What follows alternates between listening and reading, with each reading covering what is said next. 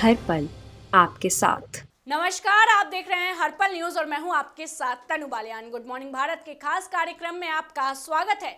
Good morning Bharat में आज बात करेंगे कुछ अहम और बड़ी खबरों की, लेकिन उससे पहले एक नजर अब तक की सुर्खियों पर।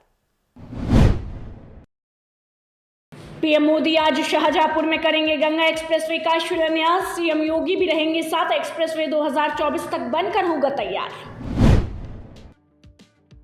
आज अमेठी में मोर्चा संभालेंगे राहुल और प्रियंका गांधी। 15 किलोमीटर की करेंगे पद यात्रा। कार्यकर्ताओं में भरेंगे जोश।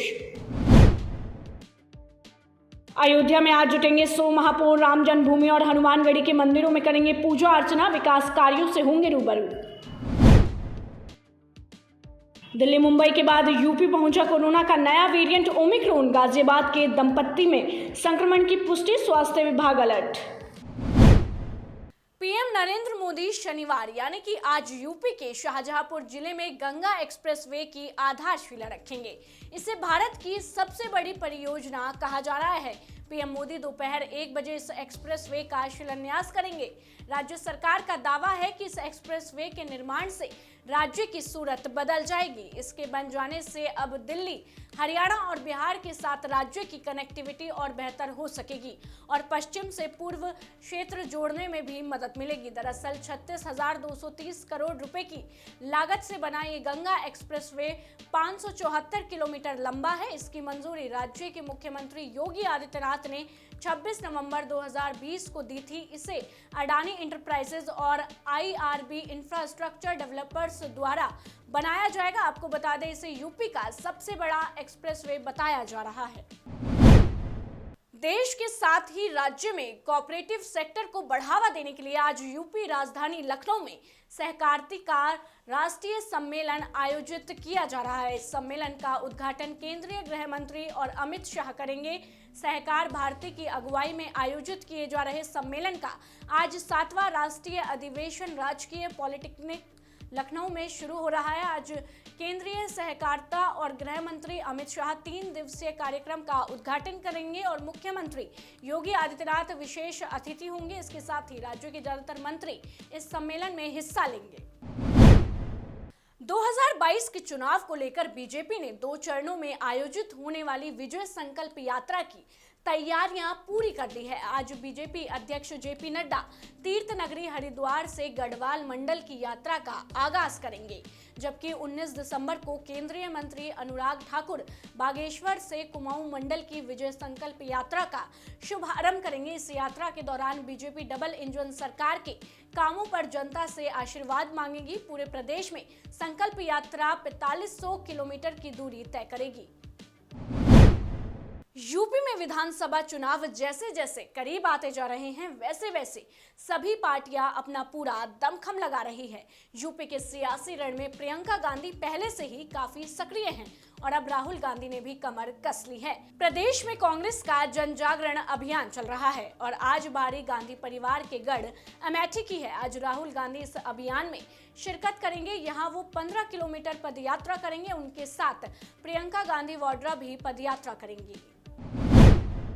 बीजेपी शासित प्रदेश के मुख्यमंत्रियों के अयोध्या दौरे के बाद अब देश भर के 150 मेयर भगवान श्री राम लला का दर्शन करने अयोध्या पहुंच रहे हैं। आपको बता दें, 18 दिसंबर को सभी मेयर एक साथ मां सरयू के आरती पूजन कर राम मंदिर निर्माण के कार्यों को भी देखेंगे, जिसको लेकर अयोध्या में भव्य स्वागत किए जाने की तैयारियां की जा रही है। आपको बता दें, 17 दिसंबर को देर शाम सभी महापौर अयोध्या के पंचशील होटल पहुंचेंगे। कांग्रेस के पूर्व अध्यक्ष राहुल गांधी और महासचिव प्रियंका गांधी 18 दिसंबर को अमेठी के जगदीशपुर से हरिमाऊ गांव तक 6 किलोमीटर की पदयात्रा करेंगे। कांग्रेस की जिला इकाई के प्रवक्ता अरविंद चतुर्वेदी ने शुक्रवार को बताया कि 18 दिसंबर को लखनऊ के अमूसी हवाई अड्डे पर पहुंचने के बाद राहुल और प्रियंका सड़क मार्ग से अमेठी जाएंगे। आपको बता दें, राहुल और प्रियंका गांधी यहां आरक्षित विधानसभा सीट जगदीशपुर के रामलीला मैदान से हरिमाऊ गांव तक मोदी सरकार की नीतियों के विरोध में आयोजित पदयात्रा में हिस्सा लेंगे। वहीं राहुल और प्रियंका का अमेठी दौरा 1 दिवसीय है। पदयात्रा के समापन स्थल हरिमाऊ में वे एक सभा को भी संबोधित करेंगे। लखीमपुर खीरी हिंसा मामले की हत्या की साजिश बताने वाले एसआईटी रिपोर्ट के आने के बाद विपक्ष केंद्र और प्रदेश सरकार पर हमलावर है। मंत्री अजय टैनी की बर्खास्तगी की मांग को लेकर कांग्रेस ने केंद्र सरकार पर निशाना साधा है। इसी कड़ी में कांग्रेस ने कचहरी कोर्ट में जमकर धरना प्रदर्शन किया, जिसको रोकने के लिए पुलिस वहां पहुंची, लेकिन कांग्रेस के नेता पुलिस के साथ धक्का मुक्की करने लगे, जिस दौरान एक सिपाही घायल हो गया। लखीमपुर खीरी में मंत्री के बेटे की जब एसआईटी सुप्रीम कोर्ट की निगरानी में एसआईटी की जांच आती है तो दोषी पाया जाता है।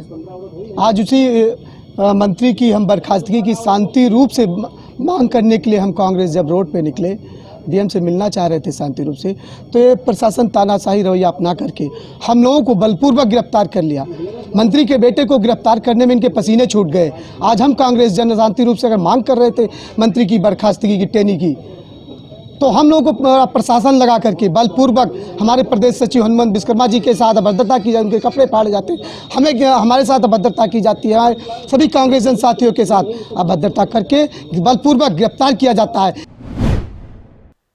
प्रधानमंत्री चौधरी चरण सिंह की जयंती पर 23 दिसंबर को इगलास में सपा आरएलडी की परिवर्तन संदेश रैली होगी, जिसमें लाखों की भीड़ जुटाने की कोशिश की जा रही है। वहीं इस रैली को सपा के राष्ट्रीय अध्यक्ष अखिलेश यादव और रालोद के राष्ट्रीय अध्यक्ष चौधरी जयंत सिंह संबोधित करेंगे। मिली जानकारी के अनुसार ये ऐतिहासिक रैली होगी, जिसका आयोजन 150 बीघे में किया जाएगा। आपको बता दें कि पूर्व महानगर अध्यक्ष अज्जू इशहाक समेत कई नेता शामिल होंगे। देखिए, किसान दिवस के रूप में 23 दिसंबर अपने आप में एक ऐतिहासिक महत्व है। जो पूरे भारतवर्ष के किसान थे, उन्होंने सभी ने चौधरी चरण सिंह जी को अपना नेता के रूप में माना था। उनकी 23 दिसंबर को 120वीं जयंती है, क्योंकि इगलास चौधरी चरण सिंह जी की, उनके परिवार की कर्मभूमि रही है। इसी के तहत आदरणीय चौधरी जयंत जी ने अपने बाबा की जयंती के अवसर पर इगलास, अलीगढ़ की इगलास विधानसभा क्षेत्र को चुना गया है। जिलाध्यक्ष की हैसियत से, मैं राष्ट्रीय लोकदल परिवार की हैसियत से और हमारे समाजवादी पार्टी के जिलाध्यक्ष माननीय गिरीश यादव जी, हम दोनों और अन्य नेताओं के साथ में, जो अन्य नेता हैं सब हमारे साथ में हैं, सब पूर्व अध्यक्ष हैं हमारे, आपके सपा के सभी बैठे हुए मान्यवर और नेता महोदय, तो हमने एक प्लान जो अपना संयुक्त रैली का एक संदेश, एक मैसेज ये आज की प्रेस वार्ता से देना चाह रहे हैं कि 23 तारीख को हमारी जो एक ऐतिहासिक और भव्य रैली होने जा रही है, उसमें हम दोनों दल, दोनों पार्टियां अपनी बहुत ही शानदार तरीके से भूमिका निभाते हुए इस रैली को प्रदेश लेवल पे एक बहुत बड़ी विशाल महारैली का रूप दे करके इस किसान दिवस समारोह को मनाने जा रहे हैं। जल्द ही 12 साल से ज्यादा उम्र के बच्चों और किशोरों को कोरोना रोधी टीका लगाया जाएगा। वहीं बीमार दिव्यांग बच्चों को प्राथमिकता के आधार पर पहले टीका लगाया जाएगा। प्रदेश सरकार ने 12 से 18 साल से कम उम्र के लोगों को जाइकोव्स डी टीका लगाने की मंजूरी दे दी है। ये टीका प्रदेश के गोरखपुर समेत 11 जिलों में लगाया जाएगा। आपको बता दें कि देश में तीसरी लहर का खतरा बढ़ रहा है। महाराष्ट्र समेत कुछ राज्यों में कोरोना के केस बढ़ रहे हैं, जिसको देखते हुए सरकार ने ये फैसला लिया है। जहरीली शराब कांड में हुई 109 लोगों की मौत के मामले ने फिर एक बार तूल पकड़ लिया है। इसकी वजह एक ऑडियो है जो जहरीली शराब कांड के मुख्य आरोपी ऋषि शर्मा और मदन गोपाल के बीच हुई बातचीत का ऑडियो है, जो कि अब सामने आ गया है। आपको बता दें, उसमें दोनों मुख्य आरोपी जहरीली शराब बनाने और उसके बेचने की बात कर रहे हैं।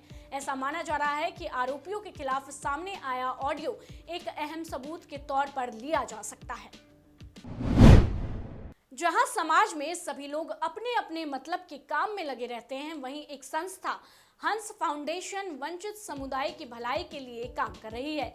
यहाँ लोगों को सुरक्षा देने के लिए पुलिस के पास संसाधन की कमी होती है। वहीं एक सराहनीय पहल द हंस फाउंडेशन ने की है। आपको बता दें कि उत्तराखंड मुख्यमंत्री निवास पर फ्लैग ऑफ कार्यक्रम में शुक्रवार को द हंस फाउंडेशन की तरफ से डॉक्टर मंगला माता जी की ओर से उत्तराखंड पुलिस को 101 पेट्रोलिंग वाहन भेंट किए गए। इन वाहनों को हरी झंडी मुख्यमंत्री पुष्कर सिंह धामी डॉक्टर मंगला माता जी ने दिखाई।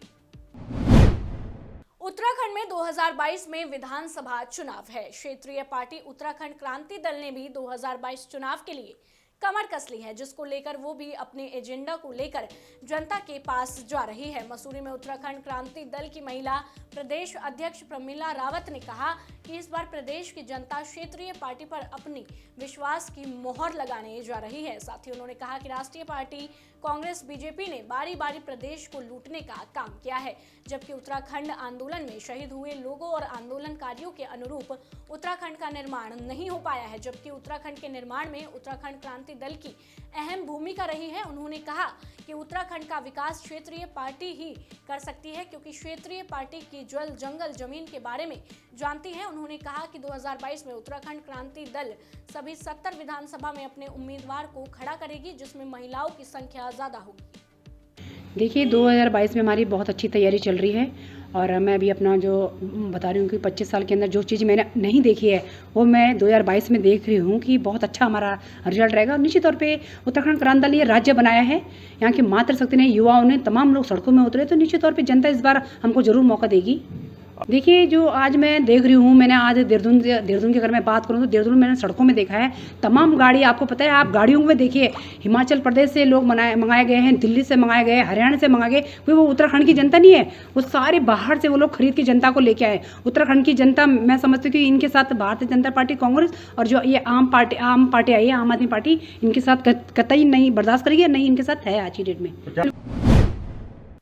भीम आर्मी संस्थापक चंद्रशेखर आजाद देवीधुरा दलित हत्याकांड में पीड़ित परिवार को इंसाफ दिलाने पहली बार उत्तराखंड के चंपावत पहुंचे, जहां उन्होंने पीड़ित परिवार से मुलाकात कर पूरी घटनाक्रम की जानकारी ली। वहीं उन्होंने एसपी और डीएम से मुलाकात कर निष्पक्ष जांच और आरोपियों के खिलाफ सख्त से सख्त कार्रवाई की मांग की है। साथ ही उन्होंने मौत के ग्रास में समाये दलित रमेश राम की पीड़ित विधवा पत्नी को सरकारी नौकरी और मुआवजा दिए जाने और प्रधानमंत्री आवास योजना के तहत पक्का मकान बनाए जाने की बात कही है। वहीं चंद्रशेखर आजाद ने बताया कि पहले हम पुलिस की कार्रवाई को देखते हैं, नहीं तो फिर हमारे पास कुछ साक्ष्य है जिन्हें हम बाद में दिखाएंगे और पीड़ित परिवार को न्याय दिलवा कर रहेंगे। चंद्रशेखर आजाद के चंपावत दौरे को लेकर सैकड़ों की संख्या में कार्यकर्ताओं का हुजूम देखने को मिला। वहीं सुरक्षा को देखते हुए पुलिस बल भी तैनात रहा। हम अभी तक जाति धर्मों में इस तरह बटे हुए ना कि हम एक दूसरे के खिलाफ लड़ रहे हैं, तो ये जो जाति के आधार पे जो अत्याचार है, ये जो यहाँ हुआ है, मैं उस परिवार के साथ हूँ और उनकी बात सुनने के लिए, उनकी बात मैंने सुनी भी, और यहाँ के जो एसएसपी हैं और यहाँ के जो डीएम हैं, दोनों अधिकारियों से, सीनियर अधिकारियों से मैंने बात की और मैंने कुछ मांगे उनके सामने रखी हैं। पुलिस के जो अधिकारी, उनसे तो मेरी मांग यही है कि वो जो जांच है, क्योंकि आरोपी अपने आप को बचाने का प्रयास करेगा और हम देख भी रहे हैं आरोपी बहुत तेज हो गए। गृह विभाग ने जम्मू कश्मीर पुलिस महकमे में बड़े स्तर पर फेरबदल करते हुए 10 आईपीएस समेत 27 पुलिस अधिकारियों के तबादले कर दिए हैं। इनमें राकेश बलवान श्रीनगर, विनोद कुमार उधमपुर, मोहिता शर्मा रामबन और अभिषेक महाजन होंगे। सांबा के एसएसपी का पद दिया गया है, जबकि रोहित बसकोत्रा को एसपी पुंछ, मोहम्मद असलम को एसपी राजौरी और अब्दुल क्यूम को एसपी डोडा बनाया गया है। इसके अलावा पीडी नित्या को एसपी रामबन से केंद्र शासित प्रदेश लद्दाख में भेजा गया है। दिल्ली की हवा बहुत खराब श्रेणी में दर्ज की गई है। मौसम विभाग के अनुसार दिल्ली का AQI 337 है। हालांकि दिल्ली एनसीआर की हवा में सुधार होने की संभावना है। वहीं मौसम विभाग का कहना है कि हवाओं की दिशा उत्तर पश्चिम की ओर बनी हुई है, लेकिन रफ्तार कम होने की वजह से प्रदूषकों को फैलने में मदद नहीं मिल रही है। साथ ही अगले 2 दिनों में इस घटकों में वृद्धि हो सकती है। दिल्ली एनसीआर में बढ़ते प्रदूषण की वजह से बंद स्कूलों को एक बार फिर से खोलने की अनुमति मिल गई है। शुक्रवार को वायु गुणवत्ता प्रबंधन आयोग ने 5वीं तक के स्कूलों को चरणबद्ध तरीके से खोलने की अनुमति दे दी है। ऐसा माना जा रहा है कि 27 दिसंबर से छात्रों को स्कूल बुलाया जा सकता है। हालांकि स्कूलों को खोलने का अंतिम फैसला सरकार को लेना है। इससे पहले दिल्ली में प्रदूषण पर हुई रिव्यू मीटिंग में मुख्यमंत्री अरविंद केजरीवाल ने कहा था कि स्कूलों को खोलने का फैसला सर्दियों की छुट्टी के बाद ही लिया जाएगा। वायु प्रदूषण के बढ़ने के बाद सुप्रीम कोर्ट में इसको लेकर कई बार सुनवाई हो चुकी है। कोर्ट की फटकार के बाद 2 दिसंबर को दिल्ली में सभी स्कूलों को फिर से बंद कर दिया गया है। राजधानी देहरादून और आसपास के कई इलाकों में हल्की बारिश और बर्फबारी के आसार हैं। मौसम विभाग के अनुसार उत्तरकाशी, चमोली, रुद्रप्रयाग, बागेश्वर और पिथौरागढ़ जिलों में बारिश हो सकती है। वहीं 2500 मीटर से ज्यादा ऊंचाई वाले इलाकों में हल्की बर्फबारी भी हो सकती है। परिवहन निगम की आधे से ज्यादा बसें वर्कशॉप में खड़ी रहती है, जिसकी वजह से यात्रियों को परेशानियों का सामना करना पड़ता है। आलम तो ये है कि आगरा समेत कई रूट पर अगर घंटों बाद कोई बस आती है तो उसमें चढ़ने के लिए लोगों की भीड़ लग जाती है और लोग आपस में धक्का मुक्की करने लगते हैं। आपको बता दें, अलीगढ़ डिपो के पास कुल 115 बसों के संचालन की जिम्मेदारी है, जिसमें से पिछले 3 दिनों में करीब 72 बसें ही निकली। वहीं बुधविहार डिपो के पास 133 बसें हैं, जिनमें से बमुश्किल 3 दिनों में 52% बसें ही निकल पाई हैं।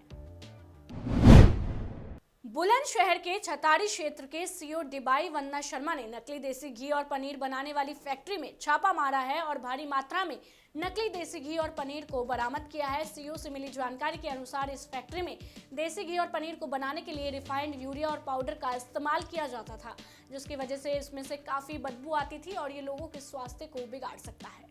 ये मोहम्मदपुर गांव है, थाना छतारी में। इसमें जो बताया जा रहा है कि दानवीर पुत्र रामस्वरूप और इनके बेटे हैं गौरव पुत्र दानवीर, ये दोनों मिलकर यहाँ दूध का कारोबार कर रहे थे। अभी मौके पर जब इनसे पूछा गया कि इनके पास लाइसेंस है, तो इनके पास लाइसेंस भी नहीं मिला है जिससे ये कारोबार कर सके। पर अभी भारी मात्रा में पुलिस टीम और फूड इंस्पेक्टर जब मौके पर आए हैं तो भारी मात्रा में यहाँ पर दूध का पनीर जो है और घी और क्रीम वगैरह मिली है, जो आज की डेट में जिसमें फंगस लगा हुआ है, नकली लग रही है। और इसमें जो है बताया जा रहा है कि ये मिलावटी जो पाउडर होता है उसको रिफाइंड में मिलाकर बना रहे हैं। तो अभी प्रथम दृष्टया जो फूड इंस्पेक्टर ने भी बताया कि प्रथम दृष्टया ये नकली लग रहे हैं। बाकी इनको सैम्पलिंग करके टेस्टिंग के लिए भेजा जा रहा है। आगरा में गुरुवार को रास्ते के विवाद में 2 लोगों की गोली मारकर हत्या कर दी गई। आपको बता दें कि खेड़ा राठौर के चित्तौड़पुर गांव में दबंगों ने 2 चचेरे भाइयों पर ताबड़तोड़ फायरिंग की। फायरिंग के बाद कल्याण सिंह और उनके पक्ष के लोग फरार है। गोलियों की आवाज से गांव में सनसनी फैल गई है। डबल मर्डर की जानकारी होने पर एसएसपी सुधीर कुमार घटनास्थल पर पहुंचे और आगे की कार्रवाई शुरू कर दी गई। अयोध्या की क्राइम ब्रांच और रोनाही पुलिस ने 8 बाइक चोरों को गिरफ्तार कर लिया है। साथ ही इनके पास से पुलिस ने 20 मोटरसाइकिलों को बरामद किया है। दरअसल जिन चोरों को पुलिस ने पकड़ा है वो लिफ्टर है, जो शहर और चौराहे से मोटरसाइकिल की चोरी करते हैं। फिलहाल के लिए गुड मॉर्निंग भारत में बस इतना ही। देश दुनिया की तमाम खबरों को जानने के लिए आप जुड़े रहिए हमारे साथ और देखते रहिए हर पल न्यूज।